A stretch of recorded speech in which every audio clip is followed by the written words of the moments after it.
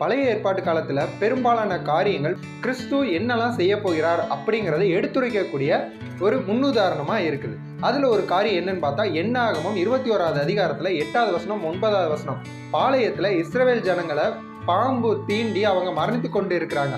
தேவன் சொல்லுகிறார், ஒரு கொள்ளிவாய் சர்ப்பத்தை எடுத்து அதை உயர்த்தி வை, அதை பார்க்குறவங்க எல்லாரும் பிழைப்பாங்க அப்படிங்கிறாங்க. மோசேவும் ஒரு வெண்கல சர்ப்பத்தை உண்டாக்கி உயர்த்தி வைக்கிறாங்க. யாரெல்லாம் அதை பார்த்தாங்களோ அவங்கெல்லாம் பிழைத்து கொண்டாங்க. இது கிறிஸ்துவின் சிலுவை மரணத்திற்கு ஒரு முன்னுதாரணமா இருக்குது.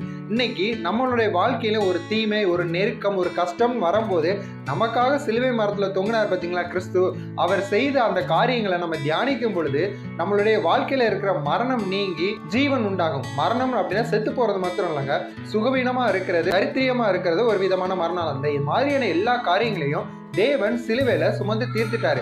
அந்த காரியங்களை நம்ம நோக்கி பார்க்கும் பொழுது நம்ம வாழ்க்கையில நிச்சயமாகவே ஜீவன் உண்டாகும்.